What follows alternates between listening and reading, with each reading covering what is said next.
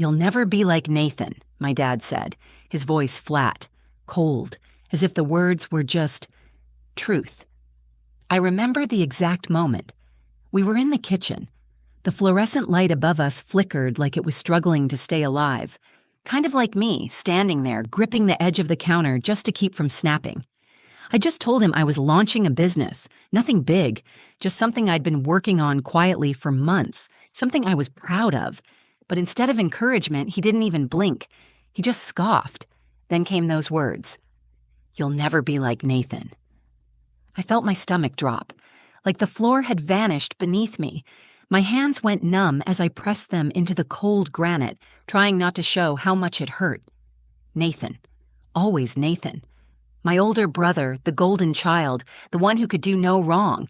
Star athlete in high school, top of his class in college, the one who followed the family business path, like some flawless blueprint. And then there was me, Emma, the creative one, sensitive, quiet, too emotional, not practical enough, never good enough. My dad's face didn't even twitch when he said it. No regret, no hesitation, just this firm, matter-of-fact tone like he was pointing out the weather. I looked at my mom. She was sitting at the table sipping her tea. Her eyes didn't leave the cup. Her lips pressed tightly together, as if holding back words she'd never say. Her silence was worse than his insult. At least he said what he thought. She just let it happen. Why did his words hurt so much? Why did I still care what he thought? Was I not enough? Again? I swallowed hard and forced a smile, the kind you wear like armor. "Okay, thanks for the support, Dad," I said, my voice cracking at the edges. He didn't even notice. Nathan walked in just then, all confidence and cologne, tossing his car keys on the counter like he owned the place. My dad lit up like a Christmas tree. "There he is. Big meeting go well?" Nathan shrugged casually. "Yeah, closed the deal." Dad beamed. "That's my boy." I could feel it then, the burning behind my eyes, the lump in my throat. I wanted to disappear, to melt into the tile floor beneath my feet. Instead, I grabbed my bag and walked out without saying another word. The air outside was cold and sharp, biting at my cheeks as I stepped onto the porch. I didn't cry right away. I just stood there staring at nothing, hearing his words on a loop in my head. "You'll never be like Nathan." Just a disappointment. I wanted to scream, to run, to throw something. But instead, I reached for my phone. My fingers trembled as I opened the app I'd been building in secret, my little project, my little spark of rebellion. I stared at the dashboard. It wasn't much, a few hundred users, a tiny bit of traction, but it was mine. And in that moment, something inside me shifted. Not anger, not even sadness, just this quiet defiance, like a whisper that rose from the ashes of everything I'd buried inside me for years. What if I didn't need to be like Nathan? What if I didn't need their approval? What if I just proved them all wrong? I didn't know how. I didn't know when. But I made myself a promise on that porch. One day they'd see me not as a disappointment, but as something they never expected. And when that day came, I wouldn't just walk back into their lives. I'd walk in as their boss, and they'd never see it coming. People think the words that hurt the most are the loud ones, the yelling, the insults, the screaming matches. But growing up in the Carter household, the pain was quiet. It came in comparisons, in glances, in the way love was measured and distributed like it was some limited resource. And I always got the scraps. Our house sat on a hill just outside of town, picture perfect from the outside. White shutters, a tidy lawn, flowers that bloomed every spring. But inside, it felt more like a glass museum, pristine, controlled, fragile. There was no room for messiness, no room for softness, and definitely no room for someone like me. Nathan was 3 years older. From the time we were kids, it was clear. He was the one. Straight A's, varsity everything, handshake like a CEO before he was even shaving. Dad would light up just watching him walk into a room. "See how Nathan does it?" he'd say after every school event, every dinner, every time I tried to breathe. I remember one night, 8th grade. I had just won a small writing contest at school. I was buzzing with excitement, holding the certificate in both hands like it was gold. I walked into the living room, practically floating. "Dad, look what I won!" He barely glanced up from his laptop. "That's nice, honey." That was it. No smile, no follow-up, just a dismissive tone and a quick pivot. Nathan, did Coach get back to you about that scholarship? And just like that, my little moment evaporated. I stood there, still holding the certificate, my face burning as Nathan launched into a full recap of his day. That night, I cried quietly into my pillow, trying to remind myself that maybe it didn't matter, that maybe writing didn't count in our world, but it did matter, to me. That moment wasn't the only one like it. My life became a loop of almosts. Almost good enough, almost worth noticing, almost part of the family, but never quite in the center of it. I got used to living in the background. I learned how to shrink myself, how to keep dreams small so they wouldn't be mocked. I became the master of staying quiet when my heart wanted to scream. And Mom, she never intervened, not once. I don't think she hated me. I think she just didn't know how to go against him. She stayed tucked into her own quiet world, polite smiles, folded laundry, and too many cups of tea. When Dad said something cruel, she'd flinch, but say nothing. Her silence screamed louder than anything he could have said. Still, I watched. I learned. While Nathan was being groomed to take over the family business, I was learning something else. How to survive being overlooked. How to observe, analyze, read between the lines. I knew every beat of their routines, every flaw in their operations, every weakness they couldn't see because they were too busy patting each other on the back. I didn't know it then, but every moment I spent in their shadow was preparing me. I didn't need their spotlight. I was building something better, something of my own. They never saw it, they never asked. They just assumed I'd drift off, marry someone who'd handle the money and maybe volunteer part-time. That's who I was to them. Sweet, soft, unambitious Emma. They didn't see the fire. Not yet, but one day, they would. Because I wasn't just a shadow anymore. I was a storm gathering on the edge of their perfect little world, and the moment I stepped back into their lives, everything they thought they knew about me, about themselves, was going to change forever. The last real conversation I had with my father was the one that broke me. It was about a year after I left home.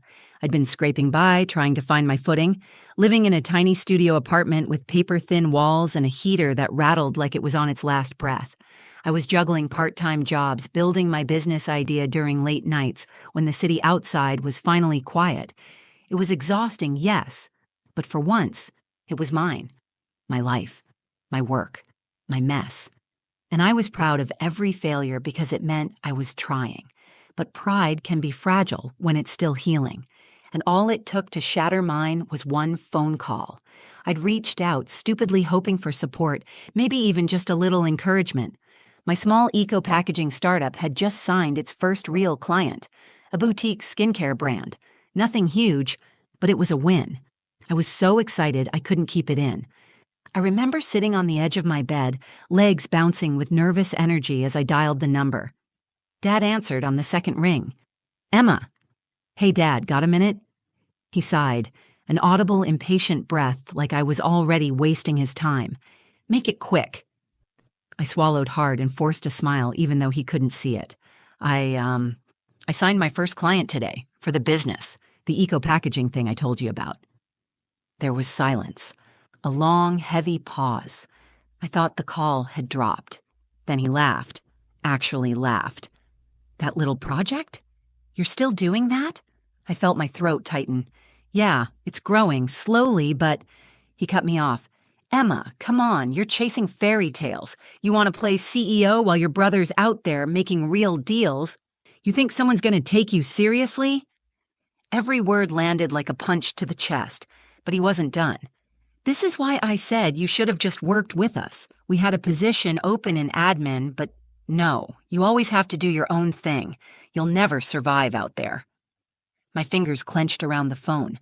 My heart was pounding so loudly I could barely hear his voice anymore. Why do you always assume I'll fail? I asked, the words slipping out before I could stop them. Another pause. Then, in the coldest tone I've ever heard from him, because you're not Nathan. And just like that, something in me snapped. I didn't say goodbye. I didn't cry. Not yet. I just ended the call and sat there in the dim light of my apartment, staring at the cracked screen of my phone, feeling everything all at once. Rage, shame, heartbreak, but most of all, this deep, rising defiance. He doesn't see me, he never will, but that doesn't mean I don't exist. That night, I made a decision. No more half-trying, no more waiting for validation that was never going to come. If they weren't going to believe in me, fine. I'd believe in myself loud enough for all of them. I quit one of my jobs, reinvested every dollar into the business, reached out to mentors, joined a women-led founder group, took night classes. I slept less, hustled harder, and I learned, really learned, how to build something real. All the while, I kept hearing his voice in my head. You'll never survive out there. He had no idea he'd just given me all the fuel I needed, and he definitely didn't know that I was coming for everything he thought I could never have. The world didn't suddenly open its arms to me after that phone call. There wasn't some magical overnight success, no dramatic montage with upbeat music and a cheering crowd. It was quiet, ugly, lonely, and I loved it. There was something freeing about hitting rock bottom emotionally.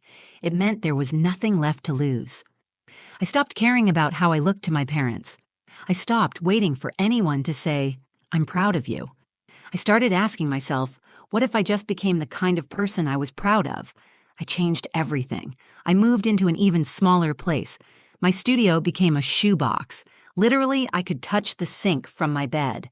The walls were so thin I could hear the neighbor's alarm clock buzz every morning. I worked 16-hour days, packed boxes myself, pitched clients over Wi-Fi that cut out every 10 minutes. I delivered orders by hand in the beginning, riding the subway with giant boxes, sweating through my clothes, pretending I was totally fine. But underneath all the exhaustion, something wild and electric was growing. Confidence. Real confidence. Not the kind you fake to get through a dinner with your father, the kind that comes from knowing what you're building. And I wasn't just building a business, I was building a future they couldn't touch. I renamed the company Wild Nest Goods. It started as a line of biodegradable packaging, but quickly expanded into full eco-supply solutions for small businesses. I listened to my clients. I learned their pain points. I made changes. I reinvested everything, and I started hiring. First freelancers, then contractors, then full-time staff. I built a team of women, of outsiders, of people like me, people who had been told they were too sensitive, too messy, too different to make it. We were scrappy, fierce, and we were growing. 2.5 years in, I was sitting in my tiny office, a converted back room in a co-working space, when I got a text from an old family friend, someone who worked quietly behind the scenes at Carter & Company, my family's empire. It said, "Are you watching what's happening with the company?" I wasn't. I hadn't thought about Carter & Company in months, but curiosity got the better of me. I started looking into it. Turns out, they weren't doing so well. In fact, they were bleeding. Declining clients, dated systems, poor online presence, no sustainable options in an industry that was moving full speed into green logistics. And the kicker? Their largest supplier had just pulled out, leaving them scrambling. I stared at the reports like I was watching the walls of my old prison crack open. I wasn't happy they were failing, but I wasn't sad either. It felt poetic. Still, I didn't rush in. I waited, watched, studied. I wanted to make sure this wasn't a fluke. In the meantime, Wild Nest exploded. We landed 3 major contracts in under 6 months. Our revenue tripled. My team doubled. We got press, awards, and then we caught the attention of a major investor. They wanted to partner, expand, acquire, and suddenly I had capital, real capital. Enough to do something I never thought I'd do. Buy Carter & Company not out of revenge, out of strategy, because their infrastructure was solid, their reach still wide. But their leadership? Outdated, arrogant, vulnerable. I ran the numbers, ran them again, brought it to my board, and together we made a decision. We'd acquire the company quietly. No press, no noise, just a transfer of power, and I'd be the one to deliver the contracts. In person.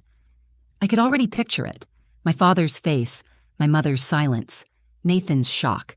But this wasn't about payback. It was about taking back the narrative. I was no longer Emma, the overlooked daughter. I was Emma Carter, the new owner of everything they said I could never build. I remember the way the doors felt in my hands, solid, cold, heavier than I expected. The office looked exactly the same as it did the last time I'd been there years ago. Same glossy floors, same smell of fresh coffee and polished wood, same framed photo of Nathan and my father shaking hands after his first big deal, still hanging like a trophy in the front hallway. But this time, I didn't feel small walking through it. I felt steady, rooted. I wore a tailored navy blazer, clean lines, sharp shoulders, simple, intentional, no flashy jewelry, just presence, confidence. Every step echoed as I walked through the hallway toward the conference room. I knew they'd all be there, my father, my mother, and Nathan. I'd sent the meeting invitation myself, signed with my new title, Emma Carter, CEO, Wild Nest Holdings, parent company, Carter and Company. No one had responded to the email, but I knew they'd show, and they did. They were seated when I entered, the three of them in a row like some kind of tribunal.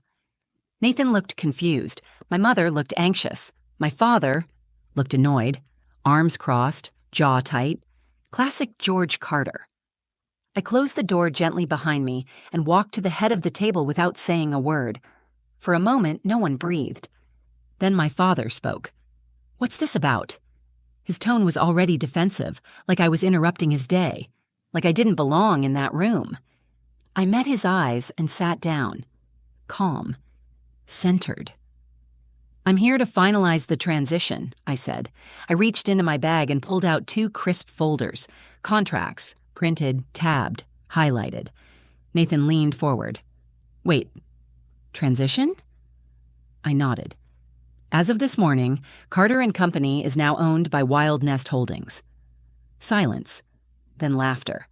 My father actually laughed, but it didn't last long. He looked at me, suddenly uncertain. "What are you talking about?" I pushed the contracts across the table toward him and my mother. "This is your new employment agreement, both of you." My mother blinked, looking down without reaching for the folder. My father stayed frozen. Nathan, on the other hand, understood faster than I expected. "You bought us?" he said slowly. "You?" I turned to him. The business was undervalued. Too much debt, poor digital infrastructure, minimal sustainability practices. But the bones were good, and the brand still had name recognition. So yes, I bought it. I watched as realization settled across their faces like a storm cloud thickening in slow motion. My father's face turned red, but he said nothing. "You work for me now," I added, keeping my voice low, even, not gloating, just true. That was the moment I'd imagined 1,000 times, and yet it didn't feel like fireworks. It wasn't cinematic. It was quiet, satisfying in a way that ran deep, like a wound closing. My father finally spoke. "You think this means you won?" I looked at him for a long moment. "This isn't about winning, Dad. It's about building something you never thought I could, and now I'm offering you both the chance to stay, if you're willing to work under a new kind of leadership." He stared at me. I saw it then, just for a second. The flicker of guilt, the beginning of regret. He didn't take the contract. He stood up and walked out without another word. My mother reached for hers, slowly, hands shaking. I didn't know," she whispered. "I know," I said, and I meant it. Nathan stayed quiet. He didn't apologize, but he didn't leave either. He signed the agreement. I walked out of that office the way I walked in, calm, whole. Not for revenge, not for approval, just for me. When I walked out of that office, I didn't feel triumphant. I didn't feel victorious or smug or even relieved. I felt free. It wasn't some big explosion. There were no dramatic music cues, no slow-motion applause in the background. Just the quiet click of the door closing behind me and this sudden, powerful stillness in my chest. It was over. Not the work, not the company, but the war inside me. The part of me that had spent years chasing their validation, begging silently for a seat at the table, finally stopped running. I had built my own table. Over the weeks that followed, the transition was surprisingly smooth. Nathan kept his head down and did his work.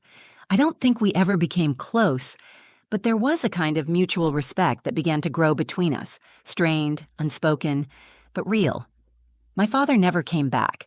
He refused the offer, retired quietly and vanished from the company's day-to-day. He hasn't called since.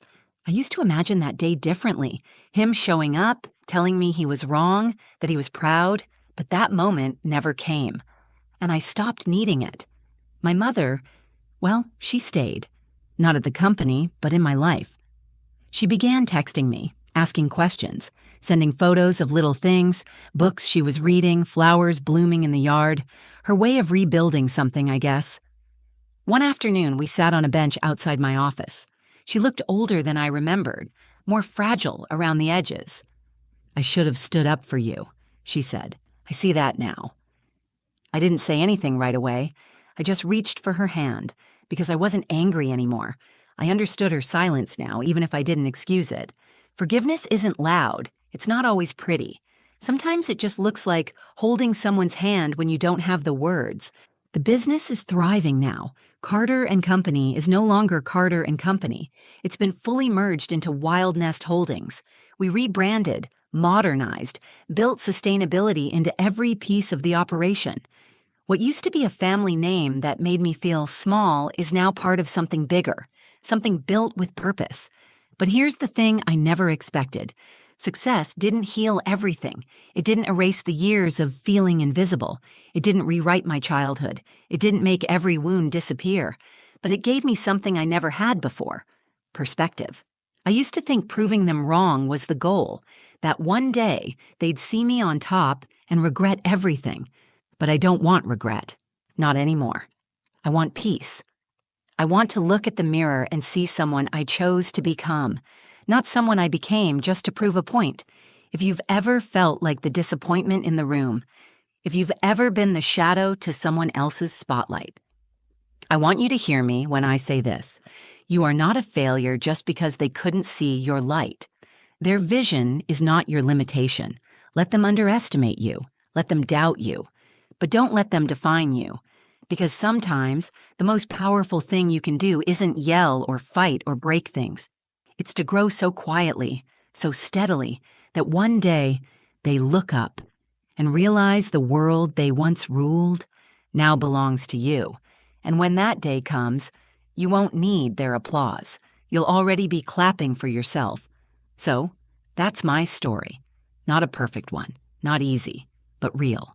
If you're still here, thank you for listening, for feeling it with me, for walking through the hard parts.